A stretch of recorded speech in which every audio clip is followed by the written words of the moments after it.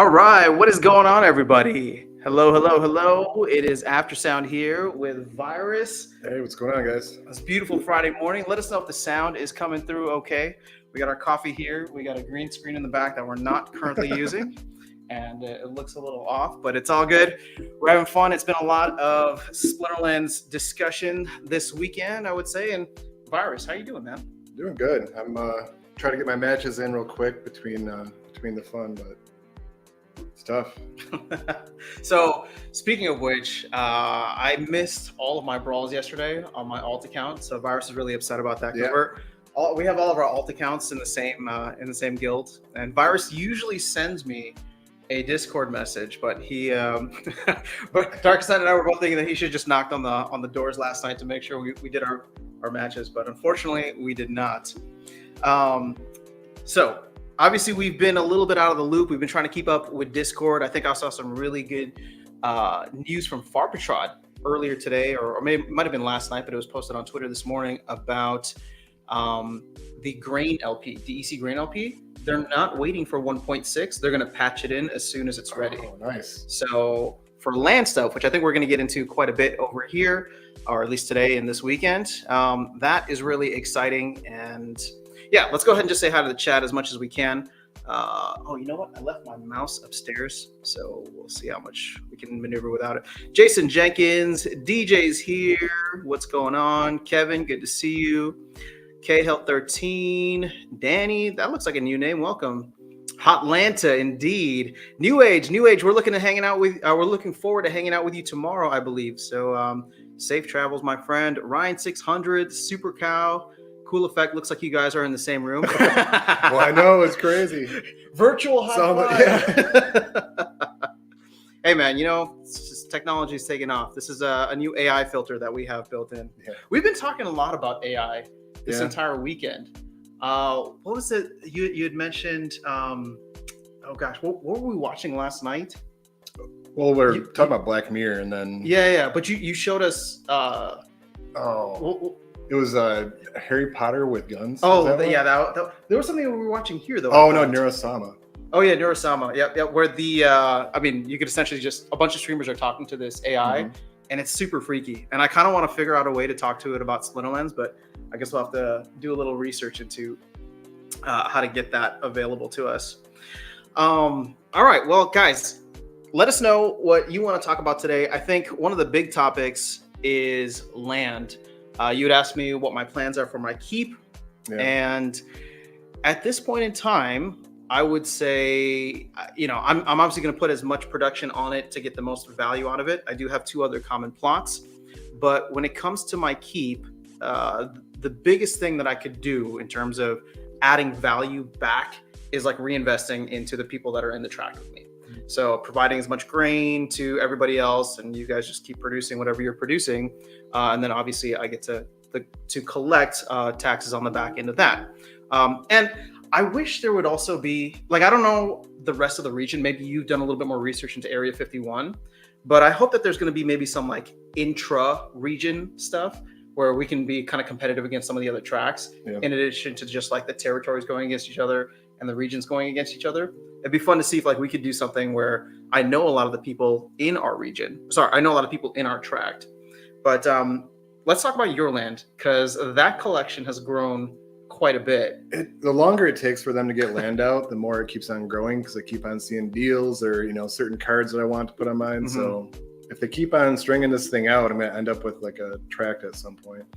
Well, speaking of which, I mean, you're on your way towards that, or is that still in the works?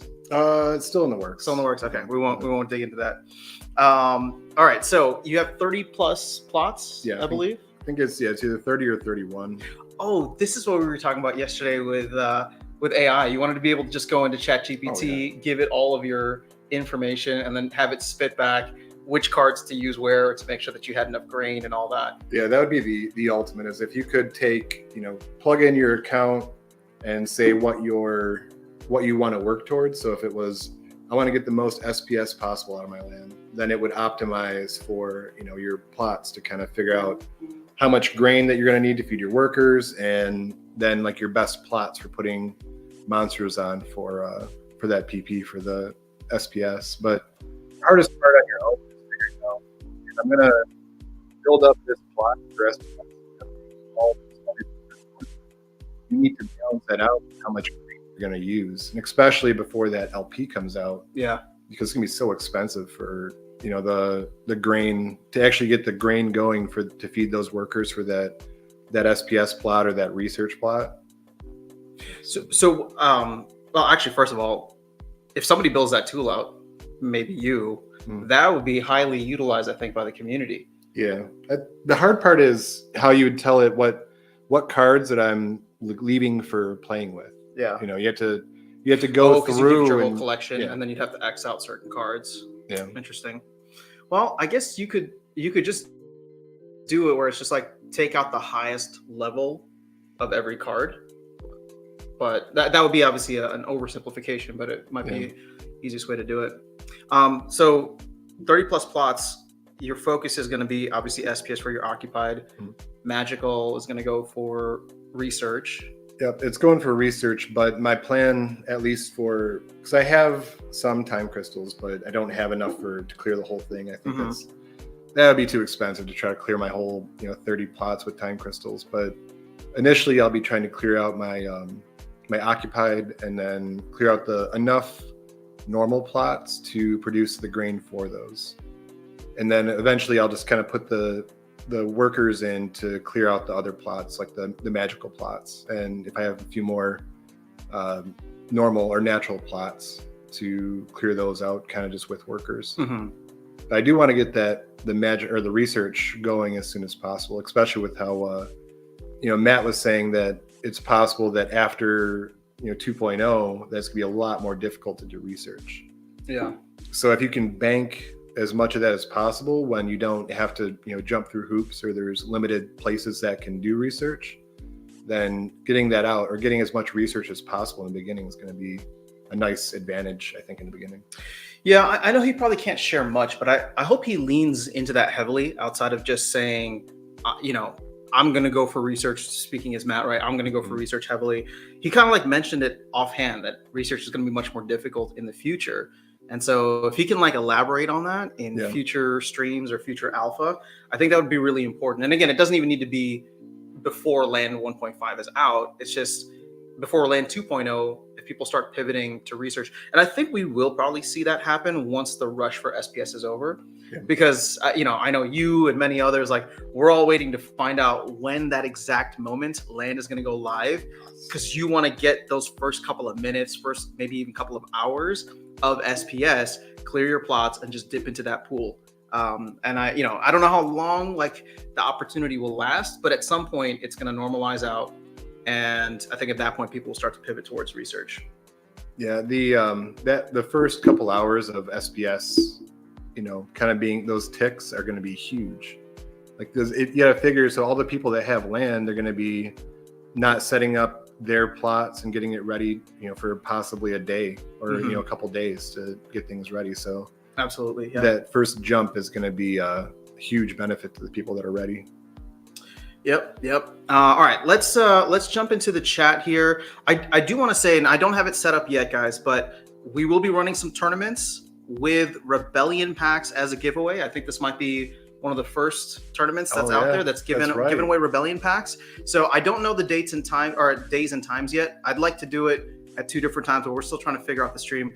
I believe at least one we should run tomorrow morning, roughly around the same time. But maybe we'll do one tonight, so in like 12-ish hours, or maybe tomorrow night, 12-ish hours, so we can offset it. But Virus has been very kind to offer some packs from what he has. We had some people donate. Shout out to Azarcon for donating some Hive. I'm going to collect some as well, and we're going to go just buy some more packs from the store and give them away. So let's go ahead and jump into the chat out, because we see some great questions coming out here. Let's see. So DJ, Area 51 is going to be fun. All right. So Blockchain Project says, my question is, once DEC is near par, how will you accumulate enough DEC for land 1.5? Plus, as you expand your land empire, how will you source DEC? I mean, SPS burning, right? SPS burning, and then as it just depends if the price fluctuates, then you can kind of sell the SPS or burn the SPS. The DEC is going to be, when it's running at par, like correctly, it's probably mostly burning. Yeah. Well, so blockchain projects, this is the whole, holy grail flywheel that people keep talking about.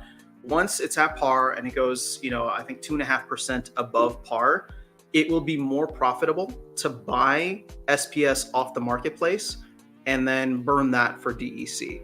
So, obviously there's still a good amount of DEC that's in circulation. And we can take a look here and see, 4.6 billion. And then I actually want to see how much is now locked up in the DAO. We are at 700, almost at 750 million of that is in the DAO. The team is holding another 500 million. Again, that's going to get recirculated out. But if you take that 750-ish million and we go back to the supply here, what is that? That puts us like 3.8 billion. And then you have maybe another billion or two that's in liquidity pools. So we're going to get to a point now where it's going to be, people are going to start burning SPS for DEC. Again, I don't know how soon that is. It all depends on how high land utilization is and how much people want to go for Rebellion. But both of those alone could provide more than enough demand for the amount of DEC that's still in circulation. We have to figure too that people have their DEC. People are going to have trouble right now because they just spent all their DEC on Rebellion. So there's some people that had their plots. I'm one of them for sure. I spent some of my DEC on Rebellion. Yeah. So, you're going to get your DEC before land comes out. And then after that, once the LP comes out, you're going to be needing even more DEC to pair with your grain to put in those LPs. So there's going to be a constant need for DEC for land. Then if there's LPs for once 2.0 comes out or the additional, whatever the additional resources are, all those other LPs, it's going to be a massive DEC sink need. There was one piece of alpha that Matt had mentioned kind of in passing a while back that I think you and I were talking about yesterday too, which is there's going to be a specific resource only available for people providing to LPs or liquidity.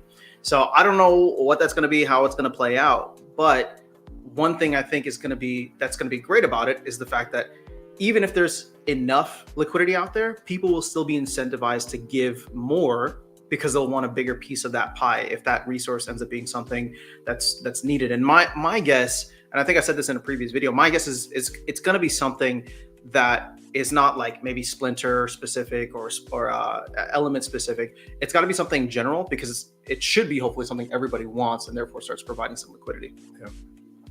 All right, let's see here. Beaker is saying, yeah, land, hard to keep DEC in my wallet to stake it. Just bought another plot last week. Yeah, it's a problem. You're not the only one, I'm sure. Getting enough grain is not that easy. Now, have you done the calculations with your new 30 plus plots of how much grain you're going to need, and will you be able to source that? I did, and that's actually the big reason that I bought another. So I bought my first epic plot and rare natural plot because I was short after I had bought, because I had gotten an additional occupied plot and realized I was in a big hole for grain for what I could do. So I had to go through and I was looking at what was out there in Area 51 and just kind of things lined up that there was an epic plot that I could pick up. So now I've got everything back to being balanced until someone else throws something on the market that I feel like I need to have. So do not put your keep on the market. All right, Mystic Force, what's going on? All right, DJ has a question here from Virus. What's your opinion on the Claiborne research on the DAO having a market maker to keep SPS listed on centralized exchanges? Did you see that post that he had? It was quite long and very in depth, but very informative. I saw it, but I don't know if I'm as informed in how those market makers work on the exchanges. I think his concerns, I'm sure, are valid. That if we are not keeping up with that liquidity on exchanges, then if we get delisted or removed from those. But they haven't really, being in the exchanges have been to the US side. I'm sure, in Europe and Asia, those exchanges are a lot more important. If you look at the volume on something like Coinbase, you can see where a lot of that volume is. I don't know where, so if it's Pancake Swap, for instance, is that something that affects that? Well, no, that would be I guess the DeFi side. So, and again, I read through it, a lot of it. I'm not as fully informed. I was trying to understand more of the market maker side. But shout out to Claiborne, he did break a lot of things down. I would say, not that you're asking my opinion, you asked Virus, but my opinion is we don't need all the small exchanges. At the end of the day, if it's going to cost us money to have those be serviceable, I think it's a waste of money. I would rather take those funds from the DAO and actually provide more liquidity to the on-ramps we have through our DeFi platforms like PancakeSwap and like Ethereum, right? Or BNB and Ethereum. Because I think he was saying it's like $10,000 or maybe even like $10,000 a month is what we would require. And I would rather take that and make it easier, add more liquidity, reduce the slippage, reduce the price impact of coming in through one of those other areas, because most people in other parts of the world will have access to getting Ethereum or getting BNB, and then they'll have to navigate the DeFi side of things. But I don't think there's a bunch of potentially new players that are going to come in and check out Huobi, or maybe Crypto.com is worth having. But I don't know. At the end of the day, it's like if we're going to be on an exchange, I'd rather go Coinbase, Binance, or none. Right? Just with this situation that we're at right now, where we would have to provide more money just to stay on those exchanges. And I did use Crypto.com when I can't remember if it was VIRU5 or was it Artemis, the one that I think it was VIRU5. So you got to buy more SPS. Yeah. So I knew, or they did the proposal. I kind of knew it was probably going to go through. So I bought some SPS on Crypto.com. You needed the amount of time to be able to get your money in there and get it over there, but I knew it was going to go up. Right around then too. So having that exchange where you can kind of know about what's going to happen and make a quick transaction, that was really nice to be able to use Crypto.com, even though the fees were ridiculous. But the idea of if I have fiat and I know of something that's coming up and I want to be right there to kind of capitalize on it, having an exchange where you can just onboard fiat and make your buy immediately, even if you can't move it off as quick, that was a nice move that I was able to make there. Yep. Let's see here. All right, Icy Flows in the house saying vote for Claiborne. I mean, look, I'm in favor of the proposal. I voted for it as it currently stands. I think, and we've actually talked at length about this. I don't know if you want to share your thoughts or feelings on it. Yeah, I mean, I go back and forth on it. I like to kind of in my mind think about the pros and cons list of what it is. But the pro is that he has worked with the team, so he already has that trust. We're not going to be able to find someone else that not going to be able to go back and find old dev to kind of come in and take that spot. So he's already kind of been with the team, has that good communication spot there. And some of those roles like the market maker, if that's him knowing the ins and outs of that, is going to be huge. Yeah, for me, it's, Claiborne, he's like in it in terms of just understanding a lot of the behind the scenes. He has the knowledge from working with the team, and he has a much broader knowledge of like how exchanges and a lot of these DeFi platforms work. So at the end of the day, again, I don't mean to be careless with the money for the DAO, but even with the fact that he's not doxxed, I'm okay with that because, Matt's kind of vouching for him, so I'll take that. And then even with the ambiguity of his position, I'm willing to accept that as well. Not necessarily because Matt's okay with it. When Matt was talking about like, yeah, he'll figure it out as he goes along. It does make me a little uneasy, but I also look at Claiborne and I'm just like, he's in there. He's part of the community. He's putting in his time and hours, and he's got a big stack. I think he's got like 500,000 SPS, and like everybody else here, even for me, and I'm sure a lot of the other content creators, if we're all aligned. This is what I love about Web3. We're all aligned. Any way that anybody can add value to the ecosystem is going to make everybody's bags go up, specifically SPS, hopefully, right? But hopefully that filters out into the rest of the ecosystem. And there's things that are that should be the responsibility of the DAO, that the team's kind of ready to move to the DAO, like the tournament creation. And as much as I think I was talking about, like, oh, we could have a proposal to do like a tournament master, someone that's just given that role, then that'd be great. Except for who are we gonna trust that's not going to cause a meltdown in Mavs chat or whatever with taking that role. Mm-hmm. So having someone that has worked with the team, for him to be able to take that role, it's less divisive to give someone like that the role instead of trying to vote for. We know that Gank's gonna not like any votes that go through. So I think Yeah. talking about. Let's jump. Well, actually, no. Let's not jump down to that because there's a question specifically for you here. Do you got all your plots in Area 51? I do. I have I have one other plot that's in another region, but I'm just trying to sell that.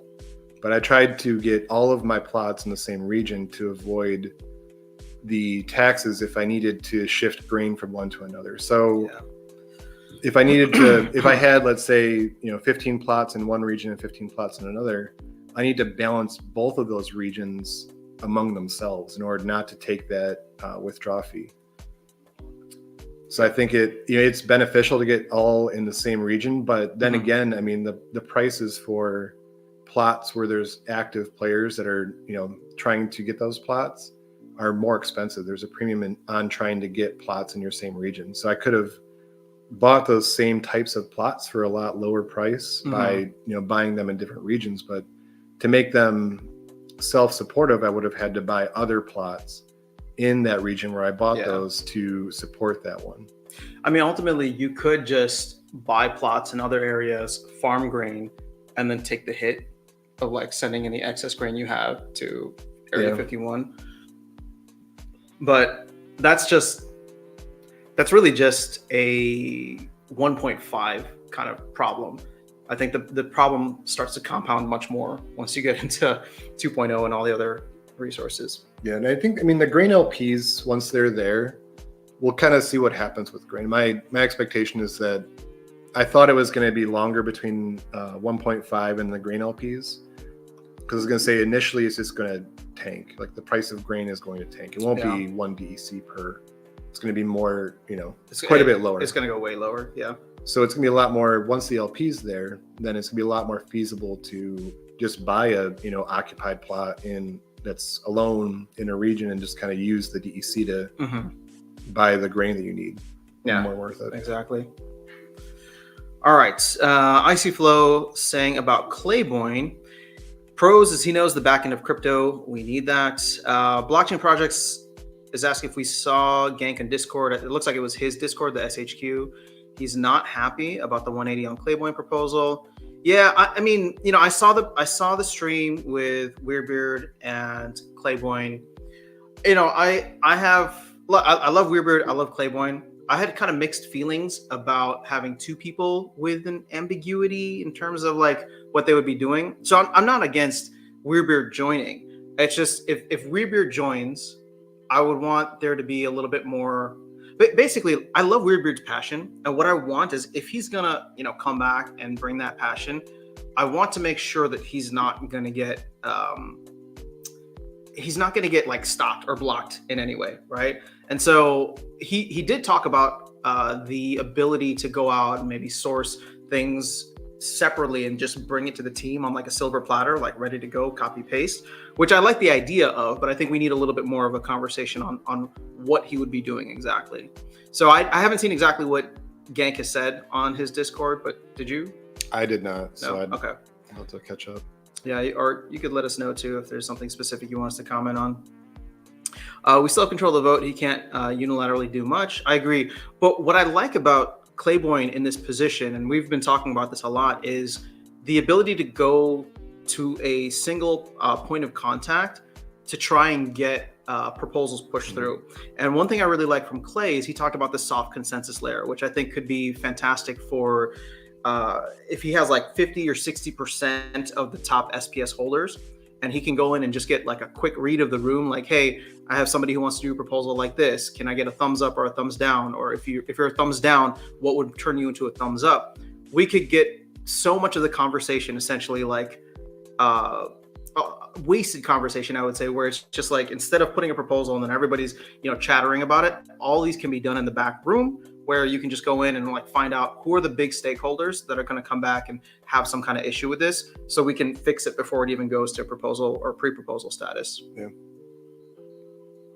Icy Flow saying, I like Weird Beer, but we don't need his services as much right now. Clayboy brings more value to the community and DAO at the moment.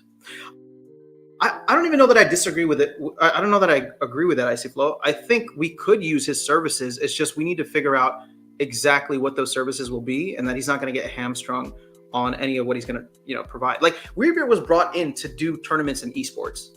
So, if he can find a way to add value to that, we know that we're going to be able to get more tournaments and esports stuff, which is something that I'm passionate about. Then I'm all for him jumping in.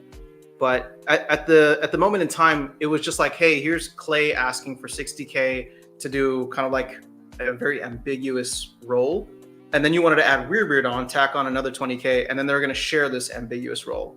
So with Clay, and this is nothing against Weird Beard or Clay, with Clay, I'm more okay with the ambiguity because I think Clay has a deeper knowledge of what he's going to try to do and not just tournaments. And he's going to try and add value through a lot of the marketing efforts. With Weird Beard, I think we want a little bit more concrete things of what he's actually going to provide, which it's not that he didn't provide that in the conversation. It's just the conversation never got around to what he'd be doing. So I would be all in favor of getting a proposal out there if Weird knew exactly what he was going to be doing and how he could bring value. And then we put a price tag on that. Any thoughts? Yeah, no, I'm torn. I mean, Weird Beard, I think, was great for the ecosystem, and he was a dreamer in kind of what we could do.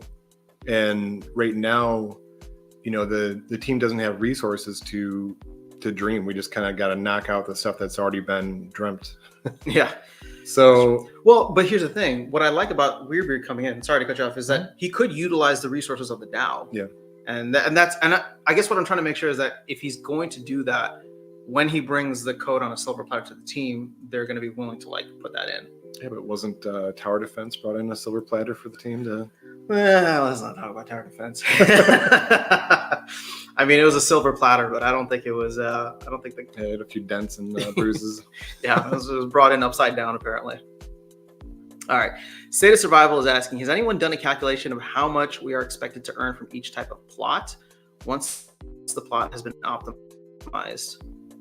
Max upgrade. Hope. Okay, I just got to say, I've given up coffee for a while, guys. I'm having my second cup today. I've been decaffeinated for 2 months, and I am so freaking wired right now, so I'm going to put this away.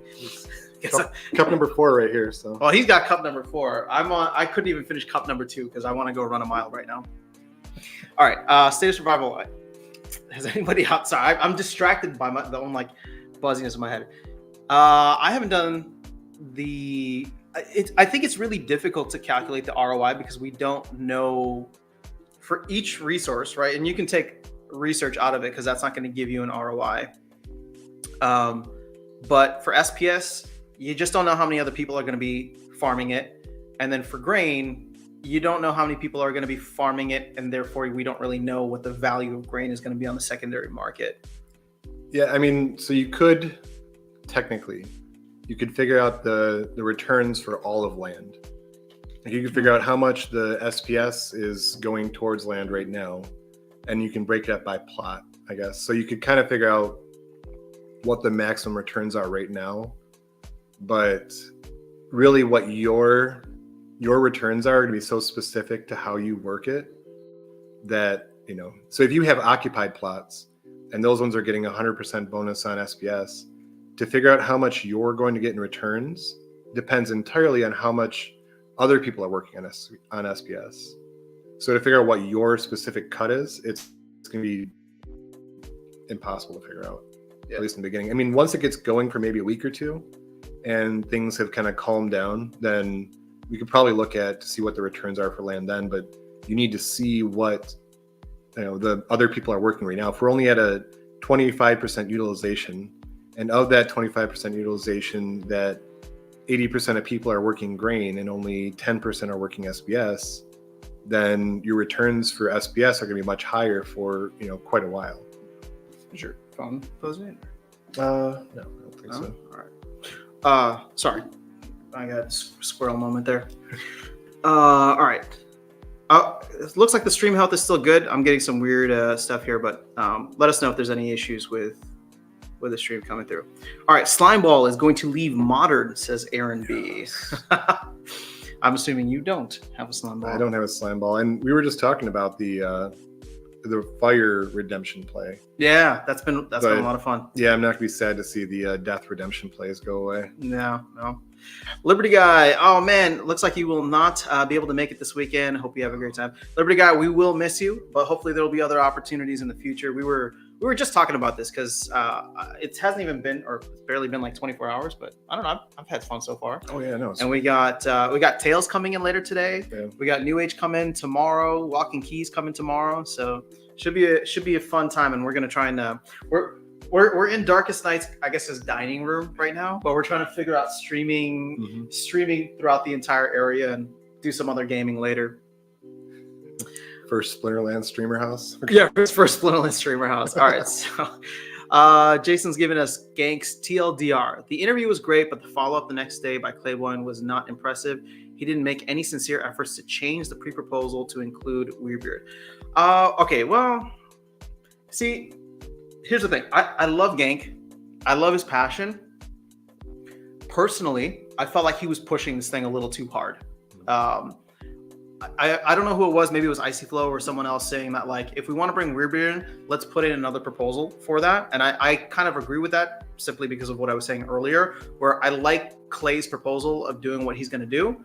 And if Weirdbeard wants to come in and add value with tournaments and esports and stuff like that and really go chase down those opportunities, I'm all for it. Let's do another proposal, right? Yes. Is it 100,000 DEC? It is. But I would even contribute to that because I do want Weirdbeard to be part of the ecosystem if we know how he can add value. But yeah, I wouldn't hold it against Claiborne because it's not Claiborne's proposal. It's Matt's. So if he went to Matt and Matt didn't want to change it for whatever reason, maybe we'll get some insight into that. But yeah, I wouldn't hold it against Claiborne. I wouldn't vote down Claiborne's proposal because of that. But, yeah, no, I think the first proposal should be to kind of get the role, make the role exist. Mm-hmm. And then if we want to change it from there, you know, by adding Weirdbeard or adding on responsibilities or taking away responsibilities, then I think that should be done after the fact. Yeah. So I completely agree with that too. Our blockchain project is asking, plus he started coming up with excuses, and because F that, I felt like he wasn't honest on the show. I don't know. I don't want to wade into that drama. Like, you know, Gank's gonna feel the way he's gonna feel. It wasn't Claiborne's proposal, so I don't want to like sit here and say that he was honest or dishonest. I do genuinely think that he would go to Matt about that, and if he didn't, then obviously that sucks. But yeah. All right. So Daniel Wilkinson. Hey Daniel, I think you're a new name here. I don't think we've spoken before, so welcome to the stream. Just curious, are you a new player, new to the channel, or just first time chatting in a live stream? But you're saying I heard AzurCon downvoted all new Splinterlands Battle Royale game mode down to negative, and now the posts are all buried and hidden and can't get any more traction. Even if he downvoted it, let's see, even if he downvoted it, it's still going to go into the pre-proposal stage, or into the full proposal stage, I believe. Let's go here over to Peak Monsters. Let's refresh. Because for this, it doesn't matter even if he downvoted it, it's above the 34 million. So right now it's technically not passing, but it should still go to a full proposal sometime, hopefully over the next 24 hours or so. And then, you know, Matt already gave his thoughts. What's up? Splinter Royale. Oh man, I don't know how that works with Hive and downvoting. I know that if you take a certain amount of downvotes, that your account gets. Oh yeah. That would be rough for them because if they used their Hive account for the game to put the proposal. It was a new Hive account. It was for Splinter Royale. But either way, that still sucks, right? Like, I don't. Yeah, you know, AzurCon wants to come on and chat. I'm looking forward to chatting with him because he's so, you know, I'll see if I can give him a little pushback into how he's handling that because it has nothing to do with Hive. So it sucks to punish them on Hive while, you know, making a statement for Splinterlands. But unfortunately, that's just the pre-proposal process that we have right now. And so until we can find a better way to do it, and I've talked to Clay about wanting, if he's in the position, I really think we can get rid of the pre-proposal stage if he's able to like have a soft consensus layer first and bring something that's mostly refined. Yeah, because I agree too with, I think there was a point, I don't know if he made the point or someone else did, but was saying like those proposals are getting changed in the process of pre-proposal. So, you know, if you voted yes already and they make a change that now you wouldn't have voted yes on in the pre-proposal, your vote's already kind of done if you didn't pay attention to the fact they changed it last minute then. Yep. Darren, what's going on? Darren, we're supposed to chat. I know I'm traveling, but I said we wanted to chat. Maybe if you're willing to do a public chat, Darren, we can schedule a live stream later today once we figure out when we'll be out and about and when we'll be back. But Darren's saying Gank also had a personal relationship with Weirdbeard. Before Weirdbeard, Gank was viewed as crazy tinfoil hat person in Maverick chat. Weirdbeard was the only one that listened to him. I don't think Gank. I don't know. I never viewed Gank as crazy tinfoil hat. I think Gank just has a very strong personality and he has very strong feelings around a lot of things. But I don't think anything he said has been like crazy, controversial conspiracy. No, I think he's just more, he's strong on his opinions. Yeah. So I think a lot of times like he has ideas and things that are, good for the game, whatever it might be. And so he sticks to his guns, as divisive as it might be. Yeah. So, I mean, the Weirdbeard kind of, I don't know exactly what Weirdbeard was doing that, with Gank, with his opinions. Yeah. But, Weirdbeard was, like I was saying, he's a dreamer. And I think Gank, liked the fact that he was dreaming big of what could be. I will say this. I want to thank Gank for keeping that relationship with Weirdbeard strong, right? Because once again, despite everything, I have the utmost respect for Weirdbeard and the value that I believe he provided to the game, despite all the stuff. I did have the privilege of seeing him work behind the scenes, and I thought that he did provide a lot of value. So again, I wasn't necessarily a fan of matching up the proposals, but if Weirdbeard wants to stay in the ecosystem and be part of the community still, I'm all for trying to find a way to make that happen without having to mash it up with the Clay proposal, because that was controversial as it was, and then we just got this like, hey, now let's like mash it up. I think most people feel one way or another about the Clay proposal, but then you throw Weirdbeard in, and then emotions just get even exponentially higher from that. Yeah, Weirdbeard, I'm super appreciative of what he's done, and being at Splinterfest and what he put together. That was an incredible experience to kind of take part in. And him, I mean, he was just running nonstop getting that thing done. So not to take anything away from anybody else, but he was really I was about to say commanding, but like really managing things on the ground there. So shout out to Weirdbeard. Tails face reveal. I mean, he's gonna reveal it to us, but I don't think I don't know. We'll see. I do plan on streaming, and I think he's aware of this. Although if he's not, you'll be able to see him with a mask on. We'll find a mask. It's Halloween. It's Halloween weekend. So if he doesn't want to, we'll run to the costume store real quick, get him a mask. Because I think one of the things that we're going to try and do later, which Tails is going to be a part of, is a little poker stream. Oh yeah. So we're going to try and just stream playing here. We'll have you guys be a part of that, and we'll continue the chat. Hopefully Darkest Night. Well, Darkest Night's still tied up right now, but we'll see what Tails wants to do. All right, Mondroid says, "What up, guys? Looks like you're having fun. I'm not." Mondroid, we're still in 15th, I think, on the leaderboard for the Rebellion buy. So let's hopefully we stay up there. I know Bulldog did his buy to get in the top 6, so he kind of moved, jump those spots, I think, from 30th up to 6th. I'm gonna buy some packs for the giveaway. Do you want to buy them for me? Or is it Mondroid? Yeah, it's on Mondroid's account that we did those. I mean, I'm gonna buy a couple of packs, and I was just trying to think of who I can help that's trying to get a leaderboard spot. I might still try to get my own, or like I might do a second buy on my own just to get that Rebel title. I don't know if anyone's really valuing what those, like, even just the Rebel title. I think you only have to get to 200 and something packs to get the Rebel title. It's the top 250 so far, right? Yeah. What's 250 at? Let's see where the leaderboard is. Well, if you're planning to do it, I'll just send it to you, and then you can buy it, and then just give me my 1 Grimbardoon Smith later. Yeah, exactly. I'm just trying to help somebody here. No, that's not what I want. Leaderboard. Because that rebel, I mean, I kind of want the rebel title just to say like I was there for the the first buy, and then not only that, but it's the boost on land. I can plug my grain. 105. Oh wait, no, that's 300. That's 300. You're right. Still, it's not much. No, dude, you need 115 packs. Yeah, for a rebel title that you can put on land and fill that grain deficit with just that the 10% boost or whatever it is. I mean, the longer this goes, I'm gonna end up buying packs. I just know it. But I mean, also you can kind of wait.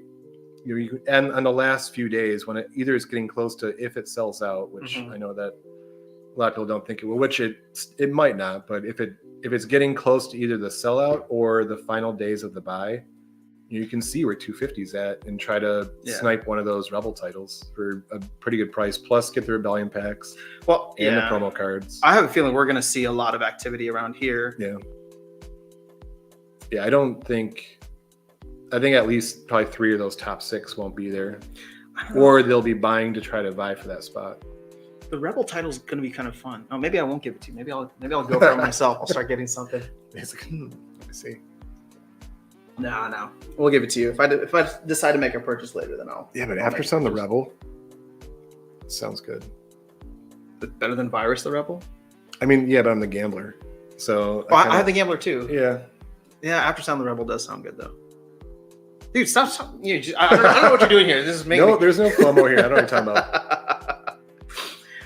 I see what you're trying to do. Okay, let's see here. I really want. Oh, all right. So Kevin's saying, I agree. We want both separated in their own proposal. Yep. Okay, on the same page. Would we be able to see a bit of you lot getting drunk and having a good time? There's a good chance that I will be at some point this weekend. So I think Darkest Night and I are both having a dry weekend, but we'll see what happens with Tails. Maybe Keys and Keys. Oh, you know what? If we can get Tails shit faced, maybe he will do a face reveal. Virus Tails, I hope you're watching. You haven't messaged me back yet, so I don't know when you're getting in. Let me see here. Nope, nothing yet. Oh no, never mind. Okay, so Tails is coming in tonight. Nice. Awesome. Right. Well, Tails, travel safe. Looking forward to meeting you and seeing you. I'm thinking of so many drinking games that could be involved with Splinterlands now. For every dodge. I was thinking we should do a drinking game for the like they do bingo for the town halls. Oh yeah, every time someone says aggroed or something like that. Yeah, I think it was more. I think it was more fun with Aggie there. Mm-hmm. That's how we got bingo in the first place. All right, so Kevin's saying let's all upvote it. Then we all got enough to push it back up. Yeah, I mean at this point in time, I mean so go and upvote it. I think it just adds value to. Here's the thing: upvoting the Splinter Royale pre-proposal adds value to them trying to do something still because they'll get the high rewards from it without committing anything from the DAO. So I think even if you disagree with it, it's still going to go to a pre-proposal at this point. So go just upvote it to help support them because even if it doesn't pass, they're still going to make the game. So yeah, let's make a push for that. I think that's a good idea, Kevin. Just go upvote it right now. It'll give them a little extra hive rewards with whatever your HP is at. It'll show some support without committing any resources from the DAO, which I think would be nice for the community to do regardless. And we've had a few conversations about Splinter Royale and stuff like that. The idea of the DAO supporting development in the ecosystem, I think is really valuable. And if back, a lot earlier than what it was, so that's really nice. But just the idea of kind of our first case of someone that's put in a good amount of work and is going to continue to support the project they're trying to do in the ecosystem. This, I think it's a great first chance to see what it can do. Even if people don't like the game, I know that in Hearthstone, that play mode, because it's basically almost a direct copy of that mode in Hearthstone. Yeah. But that, for me, when I played Hearthstone, that was the mode that I played the most. So if they can refine that over time to make it, clean it up a little bit and at least kind of explain how it works, it's a lot of fun. Yep, I agree. All right. So Daniel's saying, I'm tuning in for the second time on stream. Well, welcome. I left a comment on another one before. Thanks for the insight, guys. Really detailed answers. Looking forward to your talk with your guests. All right, man. Well, thank you for being here. Really appreciate you, and to chat with you more in future streams. All right, Icy Flow. I'm not supporting Battle Royale. It would have to be at a minimum 50% permanent ownership by the DAO. That's fair enough. Icy Flow, I think I responded to one of your messages where you said the DAO is not a loan service or something like that. And I I snarkily responded that the DAO is whatever we want it to be. But I respect where you're coming. I respect where you're coming from. And it's not a loan service, but I mean for it to foster things in the ecosystem and bring value to SPS and just the ecosystem as a whole, that goes beyond just loaning money out and doing whatever. I think there's certain things like needing a manager or needing this and that, but kind of fostering growth and development in the ecosystem is more than just a loan program.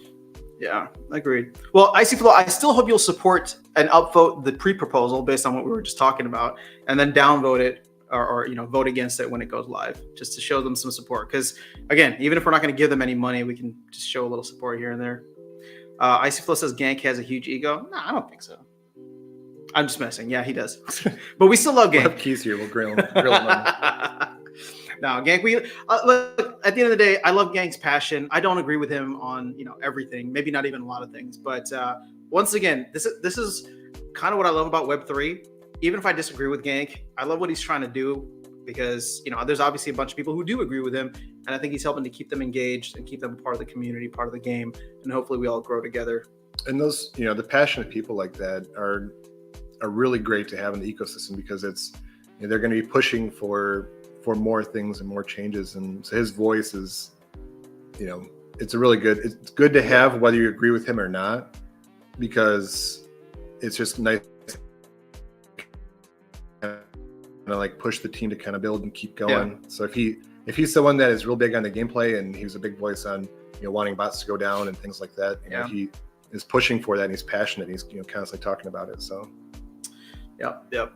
I agree. All right. So Lapsus, what's going on? Instead of a pre-sale, we could go with general sale only, where the first 24-hour window would have pre-sale benefits, leaderboard, and preset amount of promo cards and odds. I mean, maybe for future sets. At this point, it's probably a little too late. Yeah. Tales from the Crypt mask. All right. I want to stream while he's here, so he's going to have to find some kind of mask if he doesn't want to show his face. All right, so Gal's got a new poker game. All right, sweet. Nice. We are ditching Splinterlands tonight. Yeah, we're gonna play Gala. We're gonna go play Gala's new game. I still want Splinterland. I still want like a DEC SPS gambling and poker site. Yeah.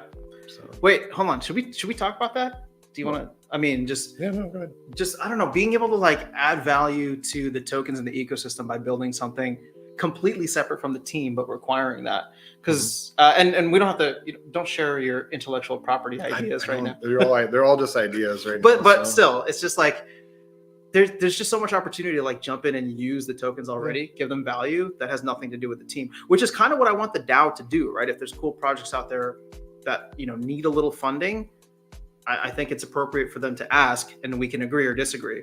But I mean, you've had some cool ideas too that would utilize the tokens here, and you'd be willing to build it just to add value to the community. Yeah, I mean, poker, it's not going to be a DEC or SPS sync. It's just another way to, make transactions and kind of give utility to those tokens. So if we had a poker site that was using DEC or SPS, and you needed, I want to go, there's a buy-in for a tournament where they're giving away a Rooney as a prize for this poker tournament.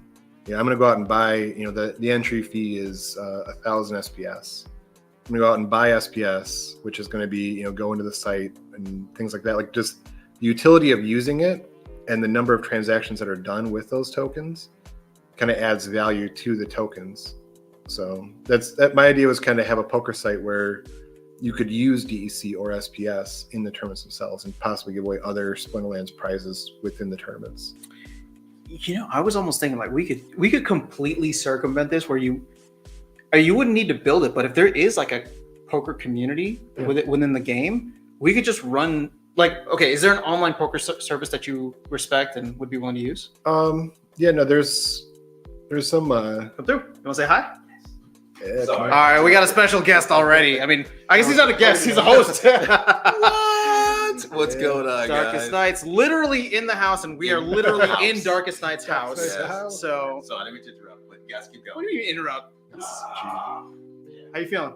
Excellent. Good. All right. Feel strong. He's feeling strong, dude. He's been up since like 6 a.m. this morning, working out and like going for 10-mile runs. two separate, two separate workouts. Yeah, like he's worked out twice before I had my first coffee, so it is what it is.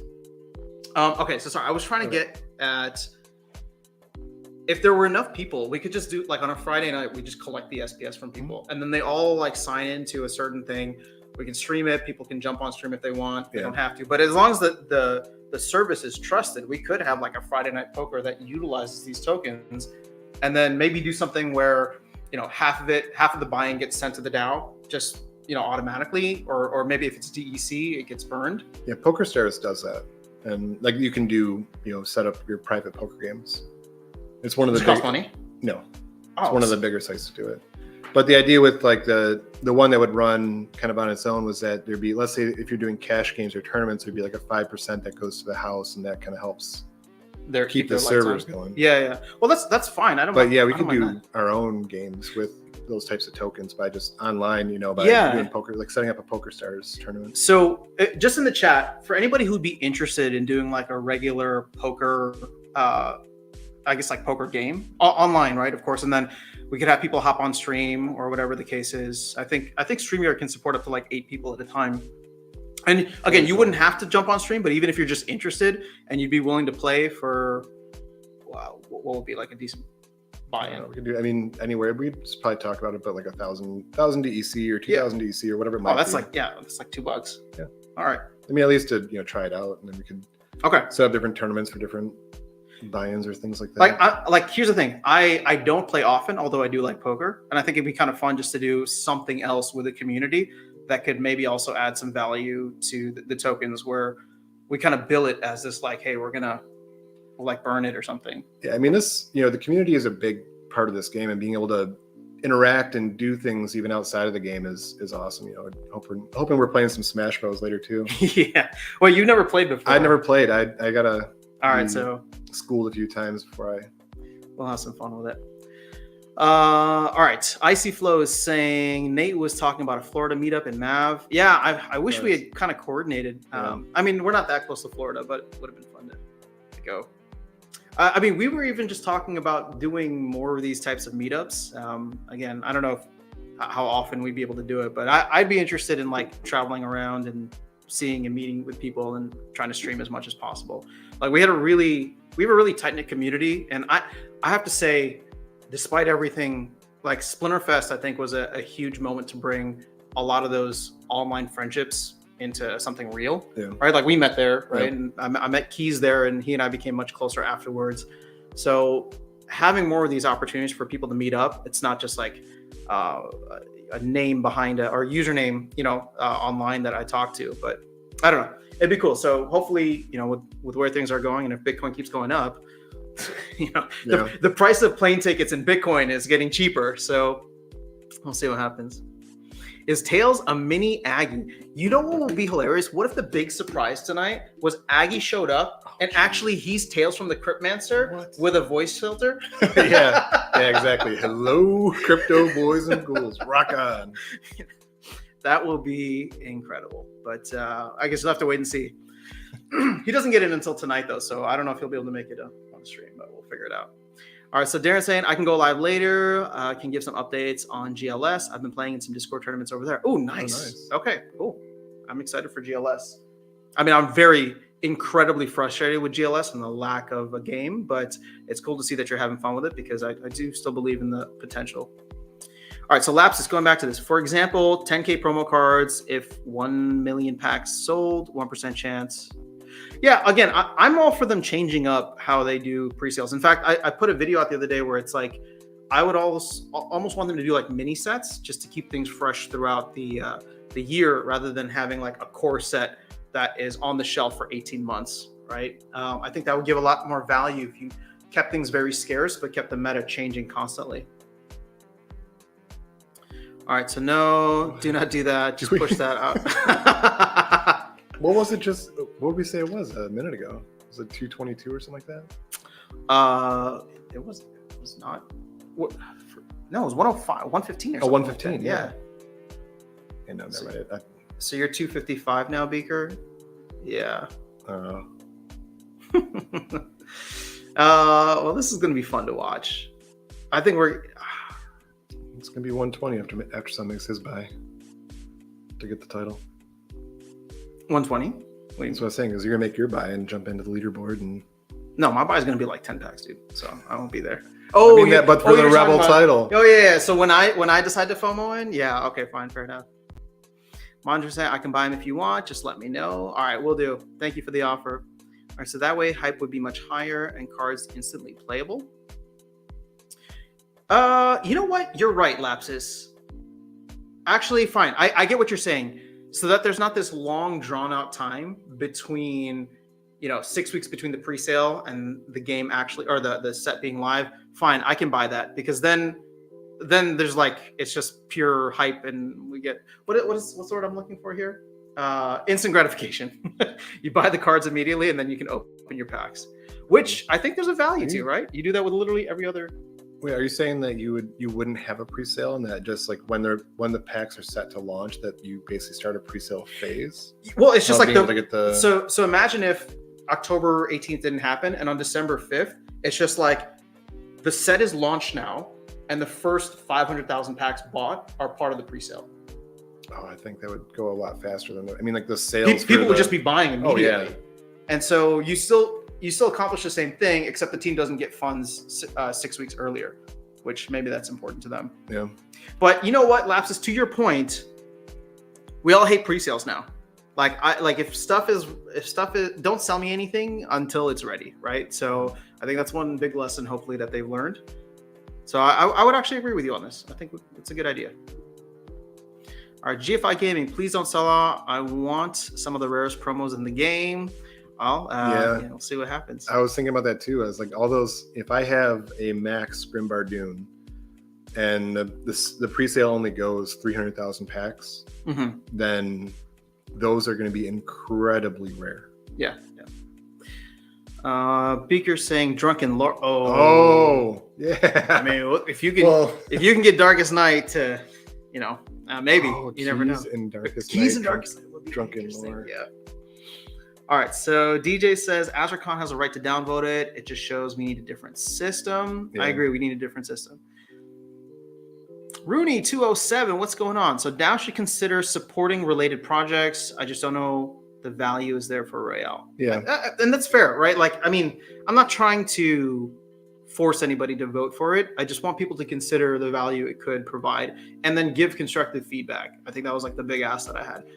And I think it's proof of concept of being able to fund something for the ecosystem. So is this, is it that bad of a system that it's worth it for us to kind of, downvote the first proof of us being able to do this? If it's I have to keep it out of reach. He's moving his coffee as far away. Because it was within reach, so I had to take a sip, and now I'm trying to put it out of reach so that I don't get distracted. But being able to have that proof of concept that we did this, we helped fund a project, and we're seeing returns from it as they, in what they've done, it's going to be useful for projects later on to see they've done this.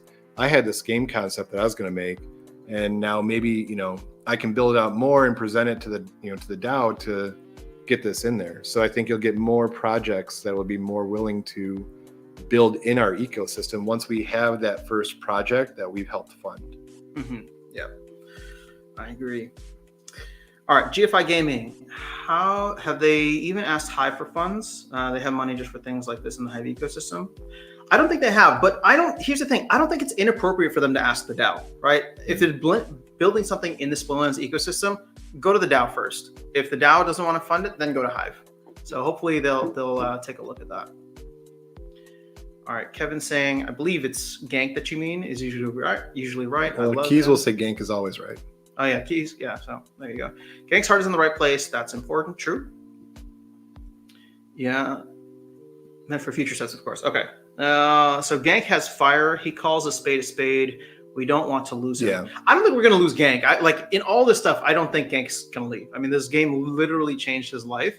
So I believe Gank just, like I said, his heart's in the right place. I want him to be part of the community. And I think he's got an important voice. Yeah. Even if I don't agree with it all the time. So build it, Virus. If you build it, they will come. I think this comment came around when we were talking about Poker, probably. Yeah. Yeah. All right, so here you go. I would absolutely vote for DAO to build a poker site that used SPS and DEC. Interesting. All right. Seems to me like cards are perfect for either Mahjong or a slot machine. What do you mean by that, Aaron? I'm trying to figure that out. Yeah, no reason to build a poker site. Just make Splinterlands tournaments on popular ones to get our name out. Dude, we should totally do this. I know what you mean. Because you can basically make a poker game and say, like, give prizes and kind of, you can use it as advertising. So you can make a Splinterlands, tournament in a poker site and then fund it, and then just anyone else can play. But then they get exposure to, like, oh yeah, come join Splinterlands, and you can. But if you just won 10,000 DEC or whatever it might be, like the prize were like a 100 or 10,000 SPS. Let's just say there was a tournament that had that.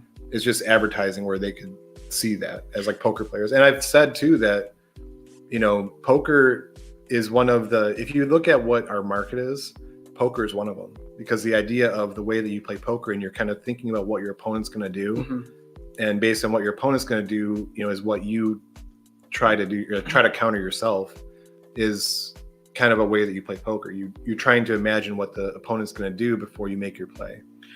You know what? From the beginning, I always said that Splinterlands was like a mix of Magic the Gathering and poker on speed or something, right? Just because it's like short and auto battler, which I think is only going to get more poker-esque when you have that second phase, right? Because then now you see what your opponent can and can't do, and then that adds a little bit more into like, do I bluff? Do I not? Right? Like, I like it. Yeah. Okay, we should seriously talk about this, because I think there's going to be, I think, a community of. I mean, how many people do you need to get a game together on a Friday night? It's not that many. No, not that many. Like we could probably just like host stuff regularly, stream it, have fun. The software, like the PokerStars kind of thing, it's already built out. So you could have an 8-person tournament. You can have like end up with a 25-person tournament, and it'll do the tables for you and kind of move things around. So, all right, we'll talk logistics later, because now I'm already thinking about if you want to get people that are not part of Splinterlands. So therefore, they're not going to pay in DEC. Like, could you do it where? Could you do it where? I guess there would be like a buy-in in dollars, and on the back end we just like purchase DEC on their behalf or something like that. Yeah, I don't think that you can set up personal. I think that one they might charge for. So they would charge for trying to do real money. So I'm saying that you could do like for fun tournaments, but on the back end we could handle the buy-in of the DEC and the SPS. The problem is if you make it open to everybody, then people are able to enter without paying a fee, right? And or those would you be able ones, to kick them out? Those ones you can do like private leagues where you can just set up a tournament, give a password to it, and then say join this tournament and whatever it is. So I mean, we could once we get the buy-in, we can give the password for the tournament, and then you can join in for the poker tournament. I like it. We should test this out. Yeah, I mean, try it out. Well, no more Saturday Night Splinterlands. It's going to be Saturday Night Poker. All right, Darkest Night is back. Card games are easy for DAO to support, as we could potentially utilize DEC SPS cards. Land. Yep. Agreed. All right, so Darren is in. DJ is in for poker. What if instead of the little sword banger thing during maintenance, we had Mahjong leaderboard with the SL cards? I think Flappy Furious Chicken would have been better, but So I played a game. Was it Thetan Arena, or Thetan Arena, however people say it. Played that for a little bit, and while you're waiting for your match to load up, they just had a little mini game. And there's times where like you're doing good in this mini game, and you don't want the match to start because you want to finish what you were doing with the mini game. But if there was something like that for the maintenance period, or for even if there was time between our matches where you had like Flappy Furious Chicken to sit there and kind of play while you're waiting, you're not going to notice the queue time. Sorry, give me 1 second. I can take it over if you want. Yeah, sorry. Do you mind? I should text. All right. Oh, shoot, I hit the wrong button. All right. So Icy Flow said, according to the team, Splinterfest was profitable. That's surprising. The DAO could host one when the player base recovers. Yeah, I mean, and not only that, but I think Weirdbeard would be the guy to go to see, like, hey, if we, gave you these kind of this amount of money to host this, and we'd like to, the venue to be here and kind of give the parameters, I think he'd be the best person to go to see if you'd be able to host a Splinterfest. But that took a lot of the team. I mean, at least for Splinterfest, almost all of the team flew there and was there for it. Yeah.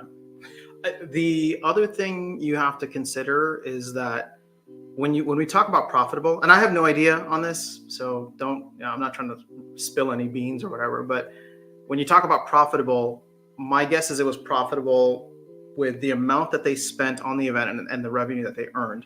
But what you're not really accounting for is the salaries of all the different people that helped to put it together. Because it was a huge organizing effort behind the scenes. So that would need to be factored for you. You'd bring somebody who's maybe project manager or event manager. Yeah, I think it'd be more of like bring a guest speaker, so we'd ask, like the DAO would ask Nate to come in to kind of do some presentation. So I don't know if it'd be like as big, we would kind of get guest speakers from the team. Yeah. I mean, I don't know if you guys would support this or not with DAO funds, but if this feels successful or whatever it ends up being, I would love to start doing more events around it. I've already started talking to people like Steve and BB Omega who are on the West Coast. If Nate's going to do stuff in Florida, we could always do stuff actually in the Philly area, I think is where both Aggie and Matt are at, right? So Northeast. My hometown, Chicago. I know that there's a couple of folks there. You're in the Midwest too. So, All right. Darren's asking, what's the stream itinerary? Don't want to miss. You know what? I don't know yet, but that's something we'll discuss afterwards. And then I'll actually schedule the streams out. And I don't know. What do you want to do today? Non-streaming related. Oh, I don't even know. Are we doing any sightseeing? Yeah, we could. I mean, we don't have to. I'm just curious. We could literally stay in and play video games all day. Yeah, I know I want to play some Smash Bros. And try it out. Oh, you want to play? I want to try it. All right, let's do it. Or some shooting. Well, actually, yeah, we could stream that. Yeah, you know what? We I don't know about streaming. Oh, you want? Stream that. You want to stream? Well, we're talking about stream itinerary here. Darkest Night has some really fun baby guns and a nice target in the back. We could have actually almost set that up. Okay, maybe we shouldn't stream it, right? Yeah. They're not real guns, guys. They're just BB guns. And until you get your channel demonetized for. Yeah, that's true. I don't know if YouTube can tell what's real and what's not real. Yeah, maybe not. Okay, well, we'll see. All right, well, yeah, we were having fun shooting some targets off the back deck yesterday. All right, so first 24 hours will be pre-sale, phase given, phase of gen sale, accommodate geographical differences. Yeah, that's fair. Okay, so I'd be pre-sale amount of promo cards. Yeah, I mean, essentially what you're doing is just condensing the pre-sale on the day of the gen sale. Yo, what's going on, Flaviano? Good to see you here, friend. Good idea about promoting through poker, but it will be similar to getting onto those exchange sites. These types of players will be mostly investors as opposed to the actual. Yeah. Well, I mean, no, not necessarily. I mean, maybe, but if people come and check out the game and they like the game aspect of it, that doesn't mean that they're going to come in and like throw a bunch of money. But I don't know. I think Virus is pretty cool and Darkest Night is pretty cool, and we all just hang out playing poker together and streaming it.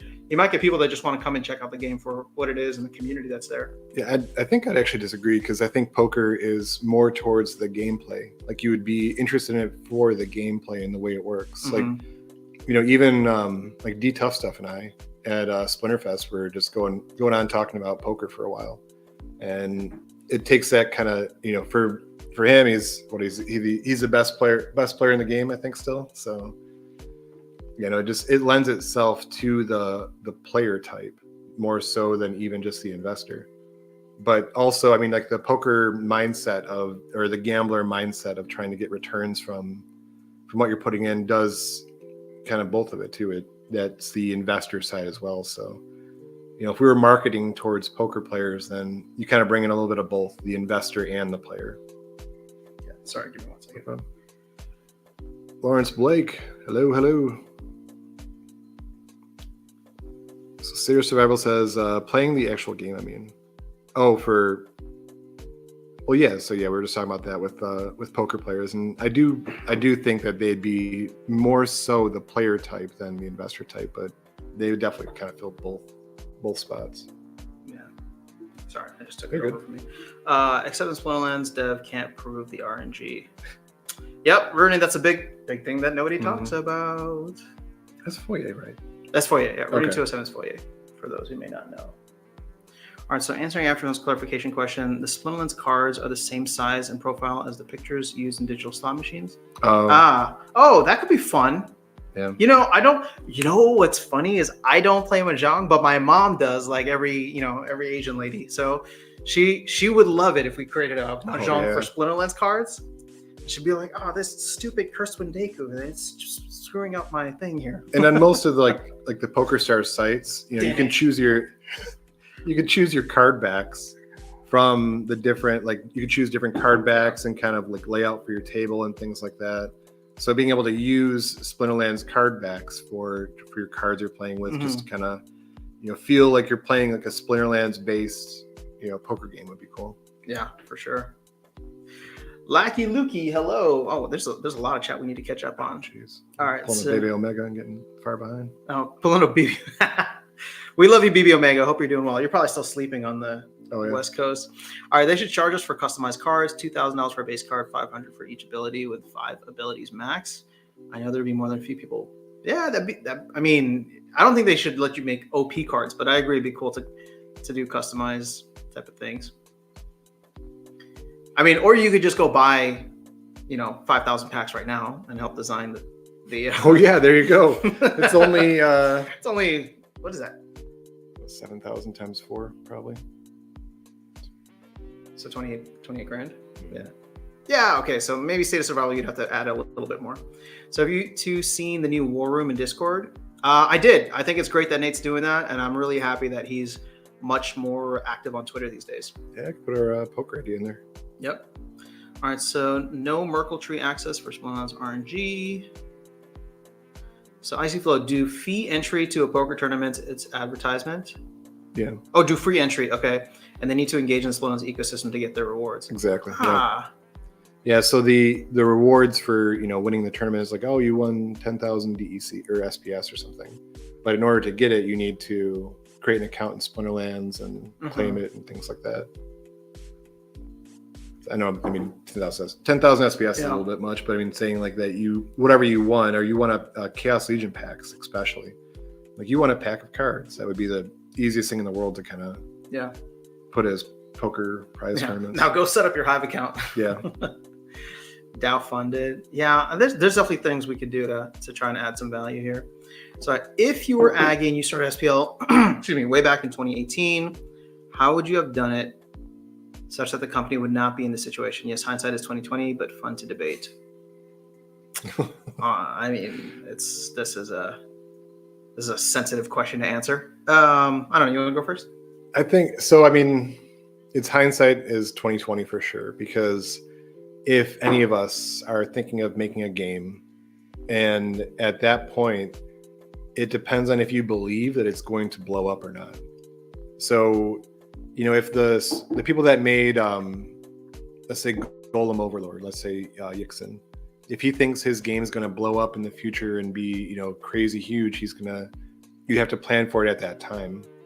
So I don't think you have the ability to expect that your game is going to blow up in that way. But I think there's a little bit of a fundamental issue with how the ebbs and flows work of the player base, because Alpha Beta was a small cell, and then Untamed was a bigger cell, and they tried to scale up with Chaos Legion. But whenever you have an ebb and flow in your player base, you end up with a gigantic glut of cards on that next ebb.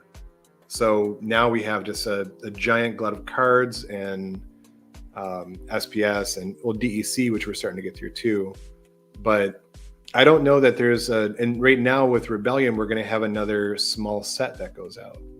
And if the game blows up again and it rises again afterwards, we're going to have another time where there's just not enough Rebellion cards and the prices are going to go up huge and the next set's going to sell a lot higher. So, it's hard to set up the sales in a way that it can handle the ebbs and flows. But I think kind of one of the things with Aggie was that he wanted to pivot to kind of how can we expand the ecosystem with all the devs that we brought in, and kind of get into other things to kind of build up this company as a whole, when I think it's very difficult to build a successful project. And they hit the home run with Splinterlands by building a successful project. Yeah, it's very difficult to build any other successful project. I don't know that Big Time, I don't know that Parallel is going to, what it's going to be like in a year, but the odds are, just from how crypto games work, is that they won't be, as they may not work. So I mean, that's why you have to be careful with your investing too. But I think I don't know if Aggie had the idea that he may not hit the nail on the head with the next project, and that it's just going to continue to rise from there. So I don't know. I think it's tough to be in any CEO's shoes to try to figure out how to grow your company and build it up, but yet be prepared for a possible downturn. Yeah, okay. So obviously this is, hindsight is 2020. I'll say this, not that it's hard to say like what I would have done, because I think that's just almost an impossible question to answer without acting like I'm perfect, right? I'll say this. When it comes to Aggie, how do I phrase this? I don't blame him for any of the decisions that he made. I put it, and blame is a strong word. So I would say that the responsibility he had after making those decisions is where I would say, like, he didn't manage the decisions he made as well. Because in the height of the bull run, you have a successful game that's minting millionaires, and you get hit up by Warner Music Group, you get hit up by the MLSPA, you get hit up by Double Coconut that wants to all make games with you. I actually think that it was a great move in many ways for him to say, hey, but let me put it this way. Maybe it's not a great move. A lot of people disagree. But if I had been in his shoes, I think it would have been tough for me to turn down too. Because it's just like, hey, we have a successful product here. All these people want to try and be a part of our ecosystem. They're all coming in with either money or willing to build something within the platform. So let's not say no to them, because they'll go to Axie or they'll go somewhere else. Now, when it comes to it, he made those decisions. I don't fault him for making those decisions, because I think anybody would have. Now it comes down to how it was managed, right? And this is not specifically, I'm targeting Aggie's specific actions, whatever, but he was the CEO, right? So at the end of the day, the buck stops there. It was on him to manage how all those projects ended up, flowing through. And clearly we didn't get all the stuff that we were hoping for, right? GLS, tower defense, land, all these things. Whether it's his fault or not, he's the CEO. So the buck stops there. And so he didn't manage the decisions he made very well. But I don't fault him for making those decisions. Hopefully that people can understand that. ATL, says Lawrence Braith. Are you here, Lawrence? We can hang. Tilly Tots, the DAO needs to stop paying out so much for alpha tournaments now. I agree. Start getting people for sets that bring in money to the DAO. I would love Rebellion only tournaments. We've been talking about that. And like I said, I hope Clay gets in, because then we can hopefully finesse the tournaments a little bit more. But if not, I wouldn't mind working with a bunch of other content creators to really figure that out and see how we can do more, community-based Rebellion tournaments. Because Rebellion is going to make live tournaments or single elimination tournaments way better. It's just like, if you don't get to use the summoner tactics properly in the anytime tournaments, that's going to suck. Well, I think it's the reverse. The live anytime tournaments make Rebellion that much better too. Oh, that's more fun to play, because you get to do those, make those choices with the. Yeah. Sorry if I'm talking too much. Let me know. I get into the whole. The other thing with the tournaments too is, what we're saying with Clay is, right now, if we say, let's just say that Rebellion comes out and tournaments are not switched over, that there's still Alpha Beta tournaments, there's still Chaos Legion tournaments, and the modern tournaments are still running Untamed and Chaos Legion.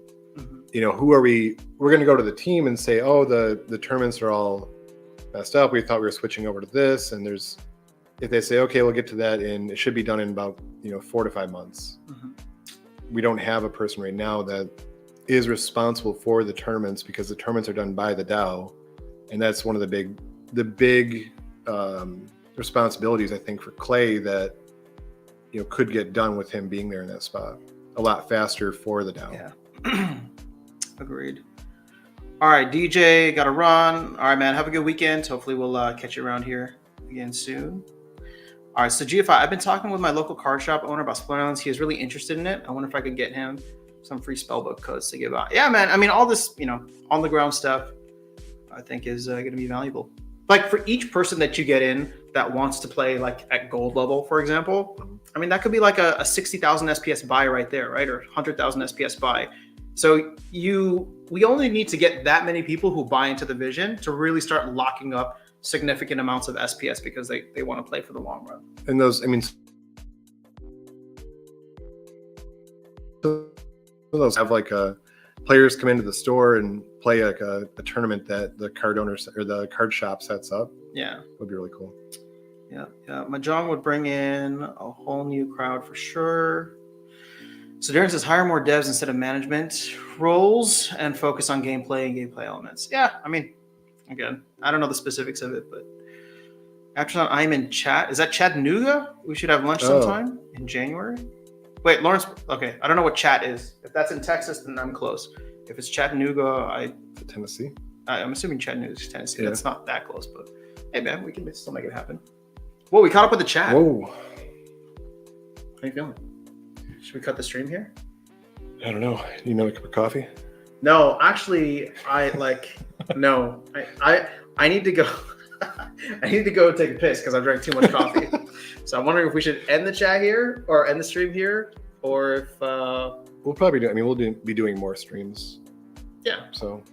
We can maybe wait for Darkest Night or yeah. Or what we could call. do is if you want to do some Smash, we could like set things up over there. Yeah. And then see how it goes. Coffee or Monster? No, I'm not gonna touch Monster. Or mix them together. Yes, Chattanooga and ATL being Atlanta. I am there every few months. Oh, okay. Oh. Well, we could do Atlanta somewhat regularly. It's nice having Darkest Night here. So you got someone local. Let's see. How far is Chattanooga, Tennessee from Atlanta by car? He's faster than Siri. Oh, 117 miles by car. That's not very far at all. I don't know if that picked up on the mic. Yeah, Darkest Night just yelled down. Yeah, he just yelled at like hour and a half.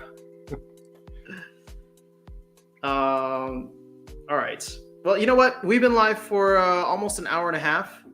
Wait, what time did we start? Oh, I guess we were a couple minutes late from 10:30. All right. So how about this? Let's we can end it here for now, and then we'll figure out what else we want to do the rest of the day. I'll try to schedule the streams out. But yeah, hopefully more conversations about Splinter, maybe some other games. Yeah, have some fun. Sure. Feel free if you're watching this on the replay and we didn't get to a question or something. If you want us to chat about it in a future stream, because we're planning to stream a lot more, let us know and we'll go from there. But otherwise, have a good rest of your Friday or weekend. But hopefully we'll catch up with you guys soon. Peace.